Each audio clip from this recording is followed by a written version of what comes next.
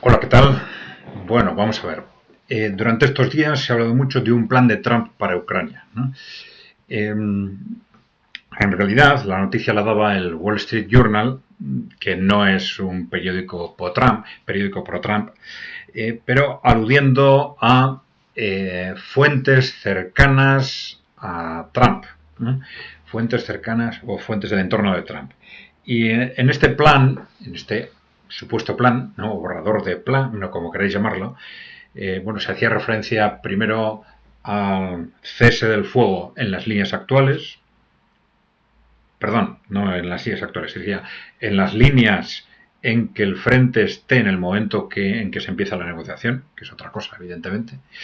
Después se hablaba de crear una zona de, bueno, esas líneas, no es solo cese el fuego, sino esa línea sería reconocida como frontera entre Rusia y Ucrania, y luego se crearía hacia Ucrania una zona de amortiguación que sería ocupada por tropas de la Unión Europea, creo que sea de la Unión Europea y británicas como zona de amortiguación, ¿no? entre Rusia y Ucrania. Y luego habría un compromiso de que Ucrania no se incorporaría a la OTAN en un plazo de 20 años.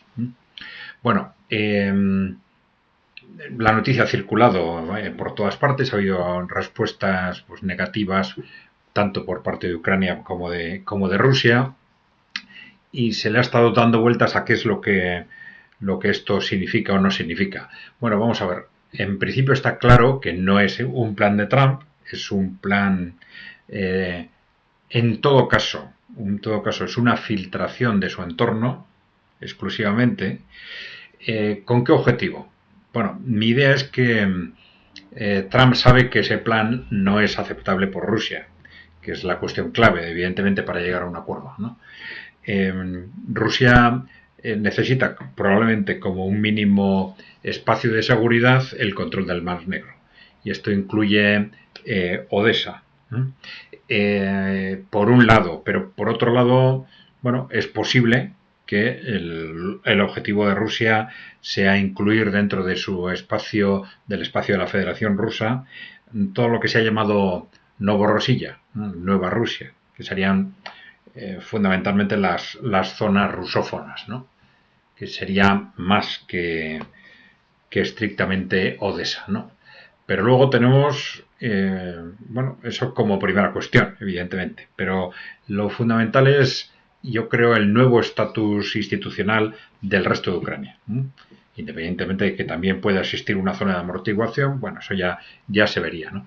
Pero ese nuevo estatus institucional del resto de Ucrania tiene que estar clarificado porque, claro, no es posible que esa Ucrania siga siendo una Ucrania como la que hemos construido desde Europa y Estados Unidos en los últimos 12 años, una Ucrania ferozmente rusófoba, militarizada y convertida en un ariete de la OTAN contra Rusia, ¿no? Entonces, se pacte formalmente o no, pero ese estatus, esa nueva configuración institucional de Ucrania, pues va a tener que estar encima de la mesa. Probablemente una Ucrania que os sea claramente neutral, pero no solo un compromiso formal de neutralidad, sino que su propia configuración política interna tenga ese carácter, ¿no? De asunción con normalidad, de forma natural de esa neutralidad, o incluso como consecuencia de esto, pues que adopte una posición similar a la de Bielorrusia y que entre Bielorrusia, Ucrania y Rusia pues lleguen a ciertos acuerdos de confederación o algo por el estilo, ¿no? Y por otro lado, hay que tener en cuenta que, muy importante, y en Rusia no va a pasar esto por alto, mucho más importante que todo lo demás, es la razón por la que estalló el conflicto en Ucrania, y fue la negativa de Occidente a negociar ese marco de seguridad estratégica europea que hubiera impedido la guerra, y que Occidente, tanto Estados Unidos como la Unión Europea, se negaron a negociar. Porque claro, lo que ellos lo que querían era cercar y atacar y someter a Rusia, ¿no? Bien, entonces esa negociación de un marco de seguridad estratégica es imprescindible, ¿no? Para cerrar el conflicto. Y ese marco de seguridad estratégica evidentemente es incompatible con la existencia de la OTAN. Una OTAN que es fundamentalmente una organización cuya finalidad básica es cercar, y hemos dicho cercar y atacar a Rusia, ¿no? Bien, entonces esa desaparición de la OTAN se va a producir. Pero luego todo esto, y eso evidentemente no aparecería en el acuerdo, pero se producirá, tendrá enormes repercusiones también sobre la configuración política del conjunto de Europa Occidental. Pero eso es otra historia, ¿no?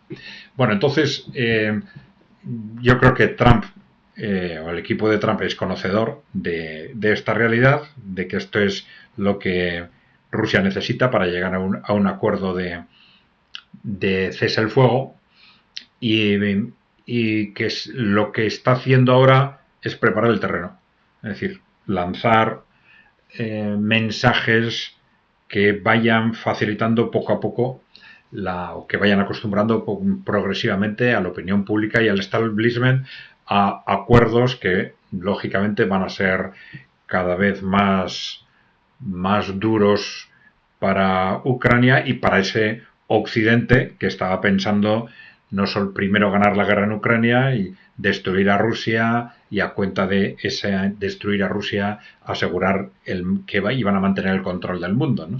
Entonces el acuerdo al que se va a llegar va a ser un punto de inflexión en ese cambio en el mundo, desde un mundo unipolar o hegemonizado por Wall Street hacia un mundo multipolar. Y estos requisitos básicos para ese acuerdo pues necesitan, desde el punto de vista fundamentalmente de la opinión pública norteamericana, pues irse poco a poco asimilando, ¿no? Entonces yo creo que lo que están haciendo con esos globos sonda es lanzar ideas, no porque ellos piensen que pueden ser la base de un acuerdo, sino porque pueden ir progresivamente acostumbrando ya digo, a la opinión pública y al establishment a lo que puede venir. Bien, por favor, darle a la tecla de suscribirse si no estáis suscritos, ya sabéis que es gratuito, y dejarnos preguntas o comentarios. Gracias por seguirnos. Hasta la próxima.